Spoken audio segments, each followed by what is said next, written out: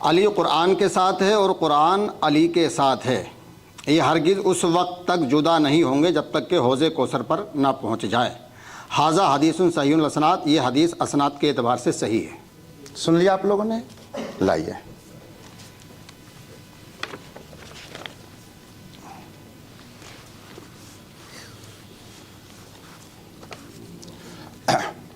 بسم اللہ الرحمن الرحیم۔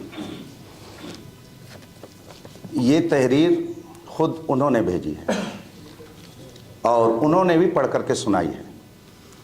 اب چونکہ مجھے معلوم ہو گیا کہ قاری صاحب عالم نہیں ہیں، لیکن بغل میں بیٹھے ہوئے مصباحی صاحب ہیں تو وہ ضرور اس بات کو سمجھیں گے۔ کیا وہ اس بات کی تائید کریں گے کہ یہ صحیح الاسناد لفظ ہے یا صحیح الاسناد؟ اگر ہاں کہیں تو پھر میں گفتگو کروں، اور اگر نہ کہیں تو پھر میں آگے گفتگو کروں۔ جی قبلہ مفتی صاحب، وہ صحیح الاسناد لفظ ہے یا صحیح الاسناد؟ ایک منٹ، بات میری پوری ہو جانے دیجیے۔ ان کا وقت پورا ہو جانا۔ صحیح اسناد پہ بات کر رہے ہیں۔ صحیح الاسناد باقاعدہ ریکارڈ ہے، اور اس کو آپ صحیح الاسناد پڑھیں یا صحیح الاسناد، دونوں صورتوں میں ہم یہ ثابت کرنا چاہتے ہیں کہ آپ نے خود ہمارے پاس لکھ کر کے بھیجا ہے کہ جو حدیث معتبر ہوگی وہ سند والی ہوگی، تو آپ نے خود ہی لکھ کر کے بھیجا ہے کہ سند ضروری ہے حدیث کو ماننے کے لیے۔ اگر حدیث کو ماننے کے لیے سند ضروری ہے تو کیا آپ کو ماننے کے لیے سند کی ضرورت نہیں ہے؟ آپ نے خود یہ لکھ کر کے بھیجا ہے، اور اس میں لکھا ہوا، یہ میری تحریر نہیں ہے، تو آپ حدیث رسول کے لیے تو سند چاہیں اور ہم آپ سے گفتگو کرنے کے لیے سند کا مطالبہ نہ کریں۔ آپ خود لکھ رہے ہیں کہ ہم حضور کی حدیث وہی مانیں گے جس میں سند ہوگی، تو الحمدللہ میں علم والا ہوں، میں بھی اسی سے مناظرہ کروں گا جس کے پاس سند ہوگی۔ اس لیے کہ اگر آپ کے نزدیک کوئی حدیث بغیر سند کے معتبر نہیں تو میرے نزدیک کوئی مناظر بغیر اپنی علمی لیاقت کو بتائے ہوئے معتبر نہیں ہو سکتا۔ اور آپ نے جو عبارت پڑھی ہے، آپ کتب حدیث اٹھا کے دیکھ لیجئے، مناظرے کی کتابیں دیکھ لیجئے، اصول حدیث کی کتاب دیکھ لیجئے، آپ نے جو پڑھا ہے شاید کوئی آپ کی حمایت میں نہ ملے۔ خود آپ کے بغل میں مصباحی صاحب بیٹھے ہوئے ہیں، وہ بھی اس مسئلے میں آپ کی حمایت نہیں کر سکتے۔ اسی لیے میں نے کہا کہ مناظرہ کرنے کے لیے عالم ہونا چاہیے۔ ہم کسی بے علم سے مناظرہ کرنے کے لیے تو نہیں آئے ہیں۔ اور رہی بات یہ کہ آپ جاہل کہہ رہے ہیں، میں الحمدللہ قوت حافظہ صحیح رکھتا ہوں، میں نے آپ کو جاہل نہیں کہا ہے۔ میں نے قرآن کی آیت پڑھی تھی، اگر اس کا ترجمہ کرنا یہ بے ادبی ہے تو آپ بے ادبی کا الزام میرے اوپر نہیں لگا رہے ہیں، قرآن پر لگا رہے ہیں۔ اور آپ نے کتنی بڑی بات یہ کہہ دی کہ یہ بے ادبی کر رہے ہیں۔ میں قرآن پڑھ کر کے سناؤں، قرآن نے فرمایا وَإِذَا خَاطَبَهُمُ الْجَاهِلُونَ قَالُوا سَلَامًا، تو کیا قرآن نے جاہل کہہ کر کے لوگوں کی بے ادبی کی ہے؟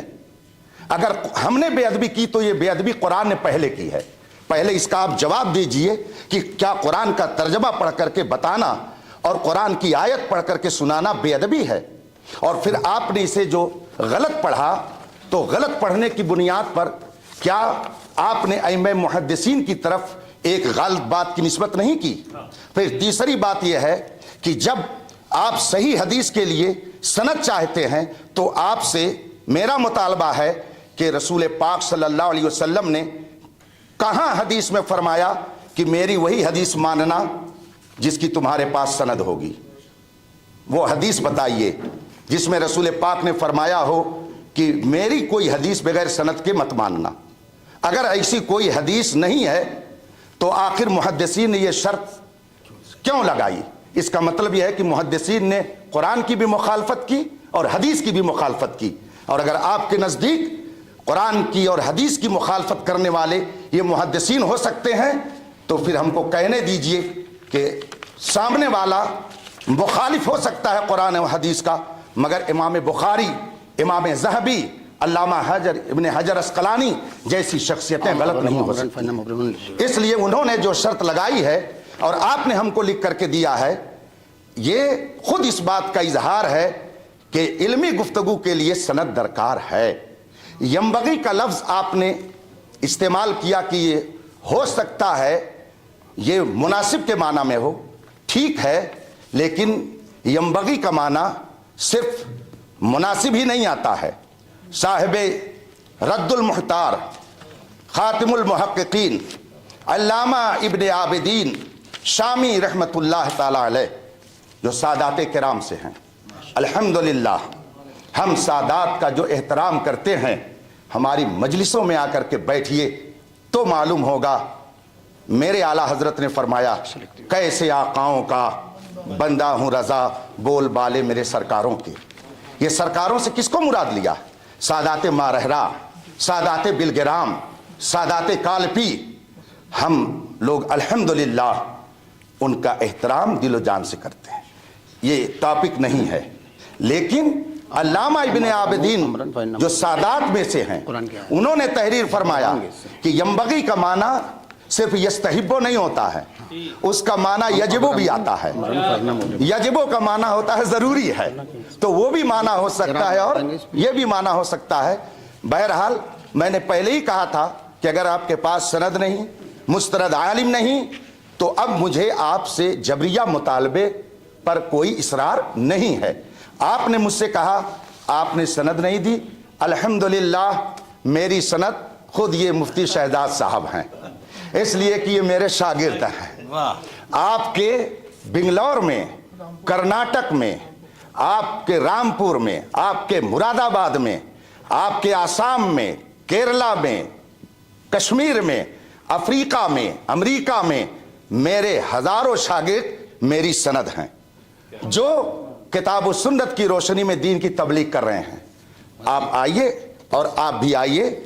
یہ مزید اطمینان کے لیے دارالعلوم علیمیہ جمدہ شاہی جو مبلغ اسلام علامہ عبدالعلیم میرٹھی نور اللہ مرقدہ کی دعاؤں کا نتیجہ ہے.